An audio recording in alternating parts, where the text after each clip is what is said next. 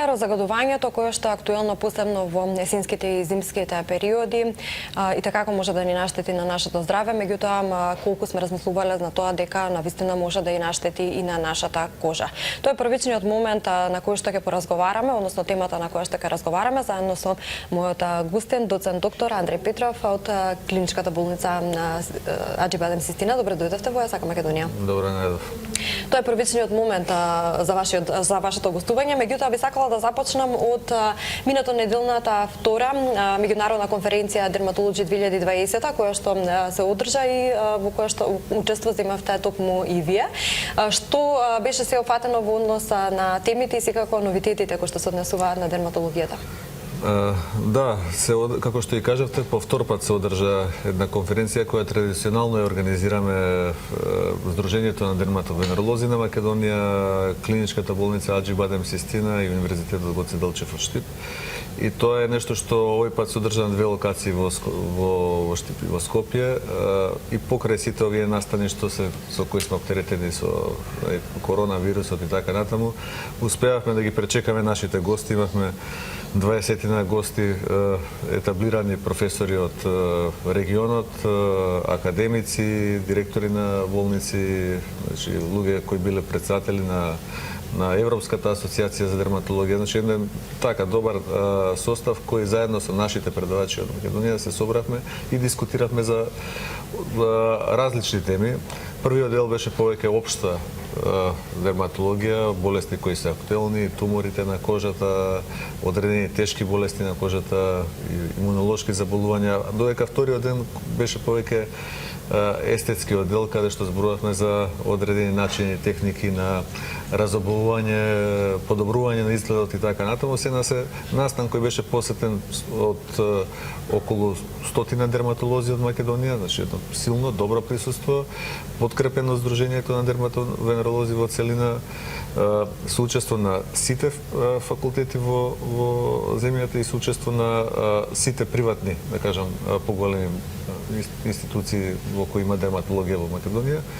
Преку 200 студенти, седна се еден добар настан од кој јас сум многу задоволен и имаме намера да тој прерасне во традиционален, да кажам, симпозиум кој би се одржувал секоја година некаде како пролетен или предпролетен симпозиум некаде февруари-март. Така. Има и причина зошто пролетен и предпролетен нели е симпозиум, но ќе поразговараме за тоа потоа. Сега јас најавив колку аерозагадувањето може да и наштети на нашата кожа, односно во принцип и штети на нашата кожа. Меѓутоа до кој степен и нормално што потоа ќе ни објасните вие, тоа сепак е проект. Да, имаме еден проект кој ќе оди 2020 и 2021 година, кој е под покровителство на Европската академија за дерматовенерологија, грантиране од нив, од Европската академија, некаде преку 20.000 евра чини проектот, во кој клиничката болница Аџи Бадем Систина е местото каде што ќе се практично прават анализите. Раководител на проектот е доцент Дамевска од клиниката за дерматологија, меѓутоа учествуваат и професори по минерологија и од други институции од универзитетот во Штип и така натаму. Се еден проект со кој сакаме да испитаме како влие аерозагадувањето на кожата преку метода со која ќе се детектира промените што се прават на површината на кожата, ќе можеме да видиме дали одредени честици токсични се таложат повеќе или помалку. Проектот ќе се спроведува на здрави доброволци, значи не се тоа пациенти од болница, туку оние луѓе кои едноставно сакаат да влезат да учествуваат во таква една операција, и мислам дека од тоа можеме да извлечеме низа на заклучоци. Вие самите кажавте во воведот, загадувањето влија и на кожата, составен дел, да речеме, на факторите кои влијаат на појава на одредени кожни болести. Тие се бројни, сега да не ги лицитирам, ги има многу, на различни ниво, од инфекции до одредени туморски формации може да бидат потикнати од страна на загадувањето, меѓутоа исто така загадувањето влијае и на општата состојба на организмот. Ние нема да се фокусираме само на тоа што би можеле тие загадени честици од воздухот да предизвикаат на кожата, туку какви се влијанија може да предизвикаат врз организмот и да процениме дали ги има или ги нема, во кој степен, што е она што се случува, како во различни делови тоа влијае. Така да мислам дека е еден добар проект кој за среќа се најде интерес од страна на Европската академија за дерматовенерологија, која е со седиште во Лугано во Швајцарија, да го одобри овој проект и да тој се изведува во Македонија во конкуренција на многу други проекти. Така. Секако ние ќе бидеме тука да ве следиме и вас, како ќе функционира сето тоа. Сега, кога сме на темата на загадувањето, односно аерозагадувањето и како тоа влијае на нас и на нашето здравје, првенствено знаеме дека кожата е првиот одбрамбен механизам кога станува збор за нашето човеково тело. Меѓутоа, она што е актуелно, што го споменавте и вие, е веќе постоечкиот коронавирус. Постојат истражувања или пак потврди дека всушност и аерозагадувањето влијае кон ширењето на овој вирус. Па да, тоа беше не само заради актуелноста на темата, спомнато и од еден од предавачите на нашиот симпозиум кој зборуваше за овој проект дека има и кај што се покажува дека во услови на загадување коронавирусот има многу поголема можност да се рашири, и тоа не е нешто што е спектакуларно ново, тоа е нешто што е познато во медицината, дека загадувањето влијае на фаворизирањето на одредени инфекции. Ова во секој случај е еден податок кој треба да го имаме предвид и треба да работиме на тоа да сите тие ризични фактори што е можно повеќе ги елиминираме, ги намалиме. Податоците што ќе ги добиеме нашиот уред ќе покажат каде сме во ситуацијата. За среќа оваа година имаме доста ветар во Скопје, па што јас од кога паметам не било случај, така да тоа е добро бидејќи го расчисти воздухот, па бар мораме да дишиме онака чист воздух без да стравуваме, иако тоа па донесе некои други проблеми во градот. Така е, докторе. Сега сепак сме пред пролетниот период, кога се повеќе и повеќе ќе настапуваат и сончевите зраци. Вообичаено ги сакаме сите, нели? Ги сакаме сончевите зраци за пред се кога сакаме да прошетаме, да уживаме во убавото време, но од друга страна, знаејќи или пак малку знаејќи, познавајќи дека токму тие сончеви зраци може да и наштетат на нашата кожа доколку не внимаваме и доколку не се погрижиме за тоа навремено. Да, сончевите зраци се нешто што е неопходно, нема живот без сонце, меѓутоа во исто време треба да се знае дека сонцето е ултравиолетовото зрачење е класифицирано од Светската здравствена организација како еден карциноген.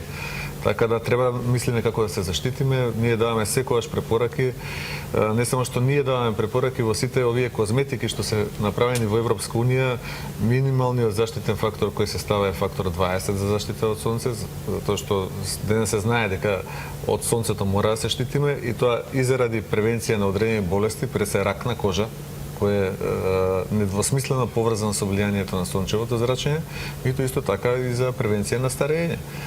Често пати ме прашуваат пациентите: докторе, кој е најдобар лек против старење? Сега, честно кажано, најдобар лек против старење на кожата, против старење генерално нема лек, меѓутоа против старење на кожата најдобар заштитен механизам е да се употребуваат заштитни фактори за сонце.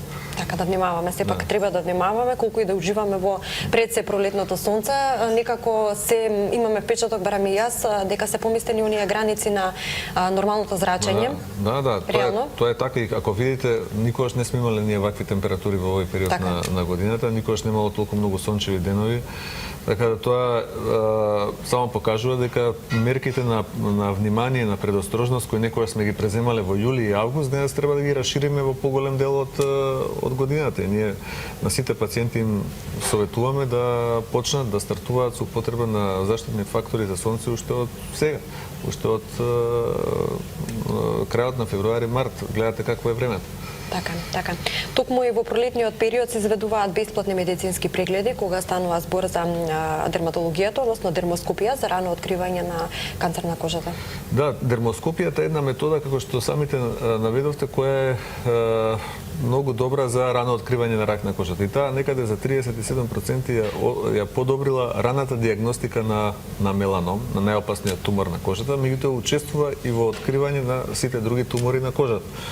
Дермоскопијата може да се изведува релативно едноставно, таа може да ја прават во секоја дерматолошка амбуланта со обичен, не мора да го имаат оној систем на апарат со кој ние располагаме во Аџибадем Систина, дигитална дермоскопија, машина со можност за мол мапинг, за мапирање на сите промени на кожата. Можете и со обичен дермоскоп, меѓутоа битно е да се проверуваат тие промени, особено секоја промена на кожата која претрпела промена. Сега вие споменавте, ние секогаш во месец мај се приклучуваме како болница, како Аџибадем Систина, во една кампања за рано откривање на рак на кожата, во така наречената Юромеланома кампања, која оди низ Македонија секаде, оди во повеќе земји во Европа и овозможуваме бесплатни прегледи еден викенд во мај за нашите пациенти. Со тоа сакаме да покажеме и наша општествена одговорност, меѓутоа и како да влијаеме на подигнување на јавната свест за раното откривање на рак на кожата, колку тоа е важно.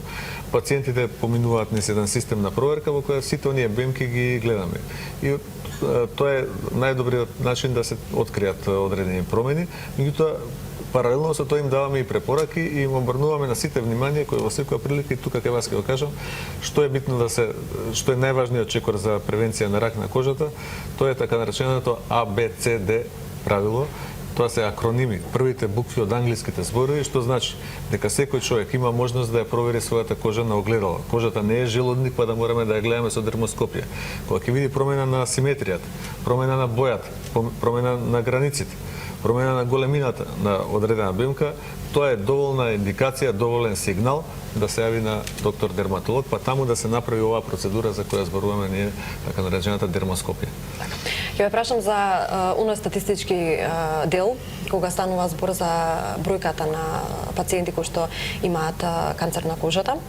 Дали од година во година се зголемува или пак реално ја имаме она дисциплина кога станува збор за редовна проверка или пак контрола?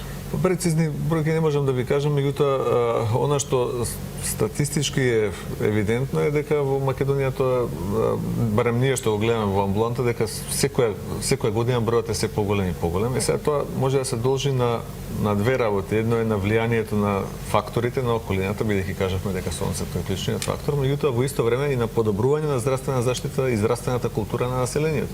Денес имаме многу случаи на така наречениот меланом. Тој е многу опасен, најопасниот тумор на кожата, од кој најчеста причина за смртност од кожни болести, кои го откриваме во раната фаза на болеста само заради тоа што луѓето дошле на преглед на време. И во тој случај излекувањето е 100%, на 100%. Така да тоа е нешто што се случува, значи и од двете причини, и заради тоа што е зголемена инциденцијата, меѓутоа во исто време и заради тоа што е зголемено откривањето. Така да некаде вистината е помеѓу тие два фактори, но има факти дека секаде во светот расте, значи на глобално ниво расте, исто како што има и факти дека во некои земји кај што е најголем проблем, како што е Австралија, таа почнува да опаѓа, не заради тоа што нешто се сменило во околината, туку заради тоа што до перфекција довеле здравствената заштита на населението таму, со употреба на заштитни фактори, со заштита од сонце, со редовни прегледи, скрининзи, откривање на овие тумори, така да тоа е нешто што ние се трудиме да го правиме во Македонија и мислам дека сме релативно успешни во таа сфера. Така. Како оди процесот на лекувањето кога веќе нормално еден пациент е на личност ке се соочи со потврдата, односно дијагнозата дека има одреден степен на канцерогена бемка или пак? Различно е во зависност од болест. Има различни болести, кај некои најчесто се оперира и тоа има правила како тоа се прави. Потоа кај дел може да се користат одредени локални цитостатици, локални соединенија кои ги убиваат тие тумори во вид на кремови. Може да се користат одредени други физички процедури, како што се, не знам, смрзнување со азот, отстранување со некои други методи кои исто така не стојат на располагање. Меѓутоа, во суштина најважно е да секогаш кога имаме сомневање на тумор, имаме и хистологија, имаме да се отстрани таа промена и да се прати на хистопатологија за да се види за каков тип на тумор се работи и врз база на тоа потоа се третираат сите овие несакани последици кои може да настанат на нашата кожа, врз нашето здравје по медицински протоколи. Постојат медицински протоколи кои кажуваат во оваа фаза се прави тоа, во таа фаза се прави ова. Кај мал број на случаи, за жал, потребно е да се даде цитостатска и хемотерапија, кај некој зрачна терапија, значи сето тоа зависи од типот на туморот. Денес имаме и нови лекови кои постојат кои се достапни во Македонија за одредени тумори. Исто така биолошката терапија се повеќе има замав, треба да работиме се повеќе да можеме да ја користиме тука. Мислам дека медицината оди напред и ние мора да бидеме во тренд со тоа што се случува. Така е, мора да бидеме во тренд со она што се случува и сите тие новини доколку можеме да ги примениме секако во нашите здравствени установи. Истото тоа го правите конкретно и вие. Бројни новини во клиничката болница Аџи Систина. Па ние се трудиме, да ви кажам, да постојано нешто да внесеме некој нов метод, постојано нешто да научиме. Често пати новие средби кои ги имаме, колку и да сакате и да го пренесете своето знаење нормално на помладите колеги, меѓутоа ќе ви дојдат и колеги од странство кои работат одредена проблематика, па ќе видите што тие работат и тогаш можете нешто од тие работи да ги примените. Ние почнуваме со нови методологии, внесовме повеќе лазерски системи за работа, размислуваме и за нови, значи веќе располагаме со 5 машини со кои работиме. Меѓутоа работиме и други работи. Имаме намера да почнеме баш од оваа недела што предстои да воведеме еден нов метод, тоа се хемиските пилензи, кај нас е вака ексклузивна информација за вас.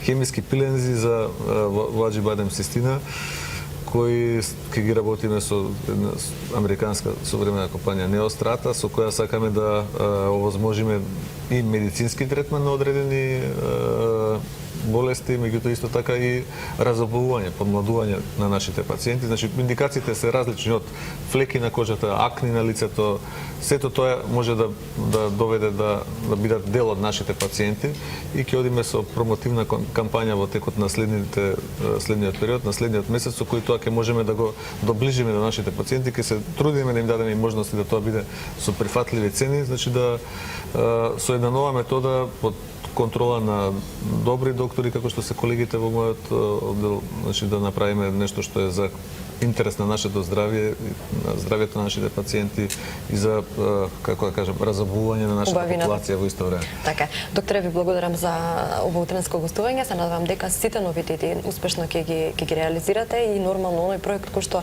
реално го потенциравме во овој разговор, аерозагадувањето и така влијае врз нашата кожа, ќе биде нешто за што ќе треба да обратиме повеќе внимание. Ви благодарам и вас на поканата, ми беше задоволство. Се надевам дека кога ќе го завршиме тој проект со аерозагадувањето, кој ќе оди 2020-2021 година, ќе можеме да зборуваме за резултати, што сме постигнале сега вака во најава, што е тоа што ќе го правиме.